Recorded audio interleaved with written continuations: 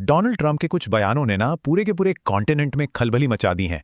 आज हम यही समझेंगे कि आखिर ये पूरा मामला है क्या और क्यों एक नई डॉन रो डॉक्ट्रिन की बात हो रही है जिसने पूरे लैटिन अमेरिका को आप कह सकते हैं हाई अलर्ट पर डाल दिया है। चलिए सीधे उसी बयान से शुरू करते हैं जिसने इस पूरे विवाद को हवा दी। जब कोलंबिया में मिलिट्री एक्शन के बारे में पूछा गया तो ट्रंप का जवाब था, एक सैन्य कार्रवाई। ये मुझे बहुत अच्छा लगता है। जरा सोचिए इन शब्दों का असर क्या हुआ होगा। बस इसी एक वाक्य ने पूरे इलाके में एक टेंशन का माहौल बना दिया। तो ये कहानी शुरू होती है कोलंबिया और उसके नेता पर एक सीधी और ऐसी धमकी से जो पहले कभी नहीं दी गई थी। एक ऐसी धमकी जिसने पूरे महाद्वीप को सच में झकझोर कर रख दिया। तो हुआ ये कि ट्रंप ने पब्लिकली कोलंबिया के राष्ट्रपति गुस्तावो पेट्रो पर नार्को टेररिज्म जैसे बेहद गंभीर आरोप लगा दिए। उन्होंने पेट्रो को एक बीमार आदमी तक कह दिया और उन्हें वेनेजुएला के निकोलस मादुरो के बराबर ला खड़ा किया। ये एक बहुत बहुत बड़ा डिप्लोमैटिक हमला था। अब मजे की बात यह है कि ये जो धमकी थी ना, वो सिर्फ कोलंबिया तक ही नहीं रुकी। ये तो बस एक शुरुआत थी, एक ऐसे पैटर्न की जो देखते ही देखते पूरे इलाके में फैलने लगा।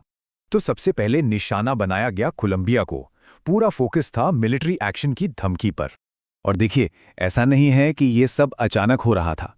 इसका एक बैकग्राउंड पहले से ही मौजूद था। वेनेजुएला पर अमेरिकी दखलंदाजी और निकोलस मादुरो की सरकार पर जो लगातार दबाव बना हुआ है, वो इसका एक जीता जागता उदाहरण था।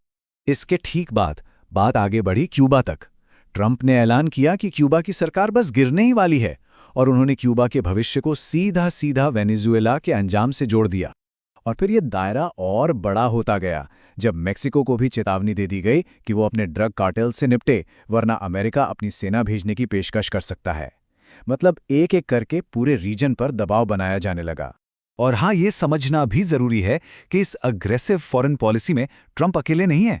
उनके जो खास राजनीतिक सहयोगी हैं जैसे जेडी वैंस, मार्को रूबियो और पीट हेगसेथ, ये सब भी इसी तरह के आक्रामक और कुछ हद तक क्योटिक यानी अराजक रवैये के समर्थक माने जाते हैं।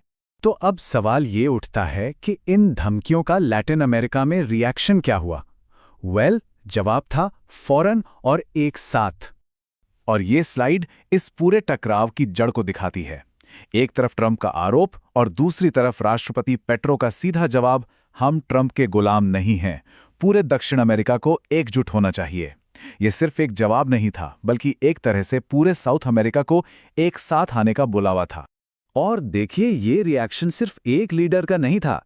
जैसा कि इस लिस्ट में देखा जा सकता है, ब्राजील, चिली, मेक्सिको, मतलब बड़े देशों से लेकर उरुग्वे और पैराग्वे जैसे छोटे देशों तक सब ने एक आवाज में इन बयानों की निंदा की। और इससे रीजनल सिक्योरिटी के लिए एक बहुत ही खतरनाक मिसाल बताया गया। तो अब सवाल यह है कि इन सब एक्शन के पीछे की सोच क्या है, आइडियोलॉजी क्या है?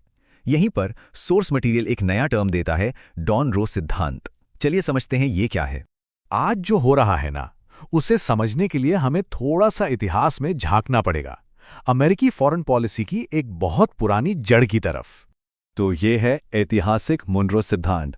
मतलब 19वीं सदी में अमेरिका ने एक पॉलिसी बनाई थी जिसका सीधा सा मतलब था, पूरा लैटिन अमेरिका हमारा बैकयार्ड है, हमारा प्रभाव क्षेत्र है और यहाँ कोई भी बाहरी ताकत, खासकर यूरोप से, दखलंदाजी नहीं करेगी। और सदियों तक इसी पॉलिसी ने इस इलाके में अमेरिकी दबदबा कायम रखा। और अब आता है ये नया टर्म, डॉन रो सिद्धांत।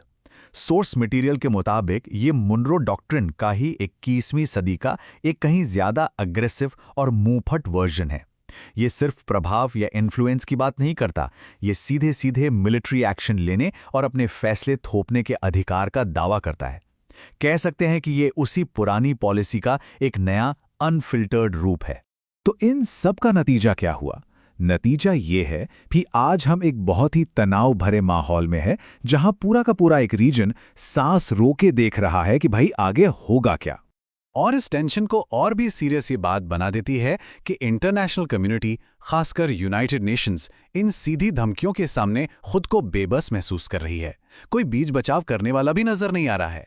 तो कुल मिलाके तस्वीर ये बनती है कि लैटिन अमेरिकी देश एक बाहरी खतरे के खिलाफ एकजुट होने की कोशिश कर रहे हैं और पूरी दुनिया इस बहुत ही नाजुक जियोपॉलिटिकल मोमेंट को देख रही है। और हम इस कहानी को इसी सवाल पर छोड़ते हैं, क्या ये वाकई एक नए युग के लिए एक नए सिद्धांत की शुरुआत है?